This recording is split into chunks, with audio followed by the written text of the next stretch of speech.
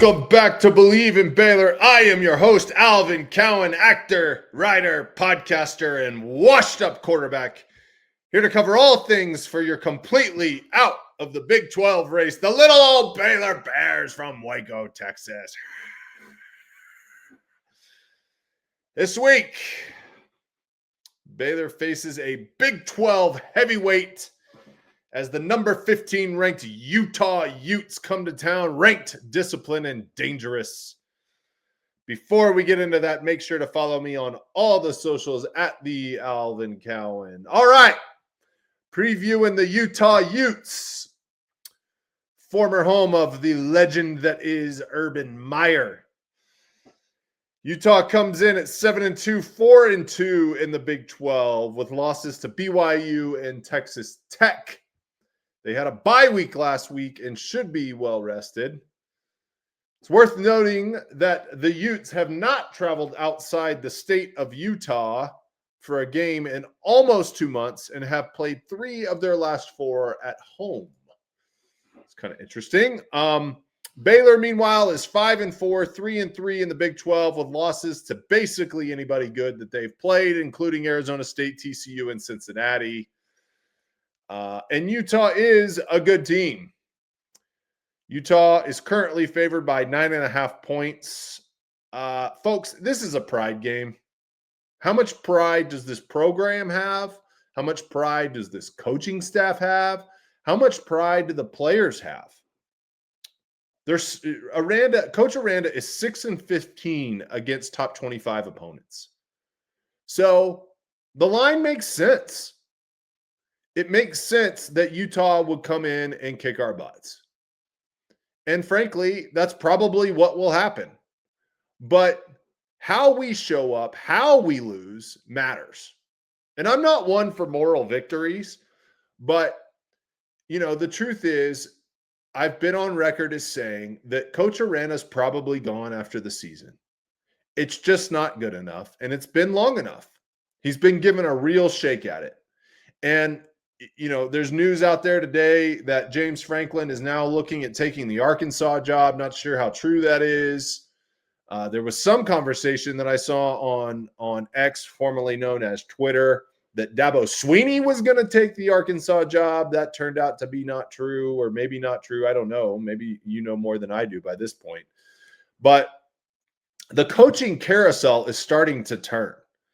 And waiting till the end of the season, not only do we risk losing a great recruiting class, arguably the best recruiting class we've had, but also, those spots start to get filled. And Baylor, I'm not going to say it's a premium job like an SEC or a Big Ten job, but it's certainly up there in terms of that next tier.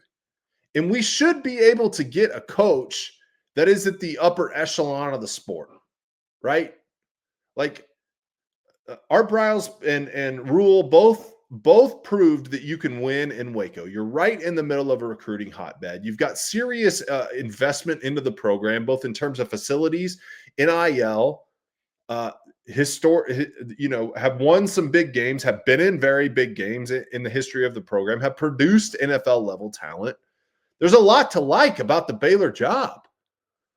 So to me, this is about what are you buying in, what has been built, and what are you selling to the next head coach, and what is he taking over, and how do you show up against a program that, frankly, is one of the premium programs in the Big 12, and I like how they play football. Utah plays a tough brand of football. It's the type of football that, frankly, you can hang your hat on to know that you're going to be competitive year in and year out, and that's what they've been. When you play good defense and you run the football and you play a physical brand of football, I just said football like 4 times. Football guys say football a lot. Have you ever noticed that?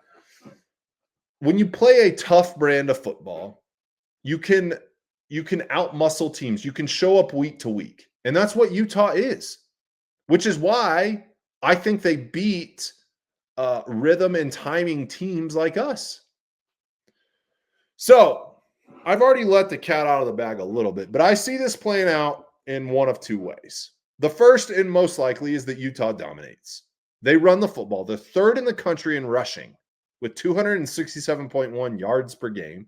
They're eighth in points against and 14.2 points allowed per game. Run the ball, play defense. That's their MO. That's winning football. That's a winning football combination. That's who they are. And meanwhile, they also happen to score 39.6 points a game, tied for seventh in the country.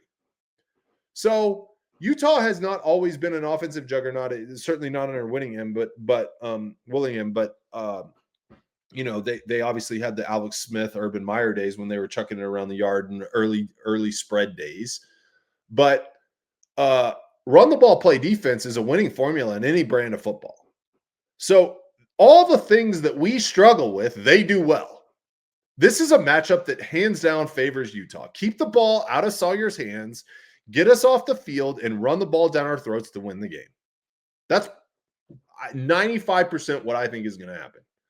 The second, the upset, if you will, is that Baylor comes out and plays an inspired brand of football and is able to get a few breaks. They jump ahead, potentially exploiting Utah in the pass game. Maybe they hit a couple of big plays, force the track meet style of game. Maybe even, God forbid, we get a turnover, a few of those long-awaited turnovers, and keep Utah from converting a few of those third downs, ride the emotion of the home crowd to keeping it close late into the game, and maybe steal a win. Utah chases us. That's not really what they're built to do, of course. You can hear how many things have to go right for us to win the game. I'd put the percentage of that at maybe 5 to 10%. And we'll know right in the first quarter. How does Baylor show up? What's the attitude and energy? What's the energy of a home crowd in a game that frankly doesn't mean anything to them? We'll know in the first 5 minutes of the game whether we're here to play or whether it's going to be Utah dominating. Some names to watch to familiarize yourself with the Utah Utes. QB Devin Dampier, he starred for them in this first season after transferring in. He's rushed for 520 yards and 5 TDs, thrown for 1,588 yards and 15 TDs with 5 interceptions. Wayshawn Parker is their lead back, 607 yards and 5 TDs, and Nakari Rogers has 8 rushing TDs with 345 yards. Ryan Davis leads the team with 56 catches for 650 yards and 4 TDs. On defense, Jonathan Hill and Jackson Benet each have 43 tackles to lead the team, and John Henry Daly has 9.5 sacks and 14 tackles for loss. Those are their guys. They've won a lot of football games with that crew.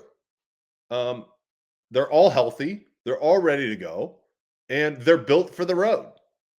So I lean that I believe Utah is going to win this one by at least 10 points. Given their defensive edge and Baylor's inability to stop them defensively, I could see us covering, but certainly not winning. They just play a more physical winning style of football. Our offense has to almost be perfect. We're built on this fancy throw it around the yard thing, and we can't match up with a smash mouth physical. They're going to own the line of scrimmage.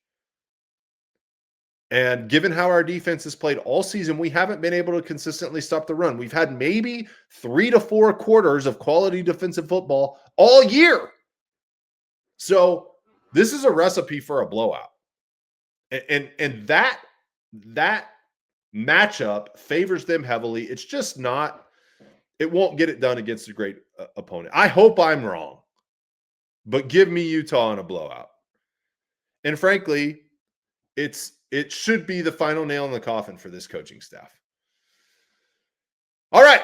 Thanks for tuning in for this preview of Baylor versus Utah. Would love your predictions, score, X factors, what you're watching. Drop them on Twitter @TheAlvinCowan or in the comments. Until next time, sick 'em Bears.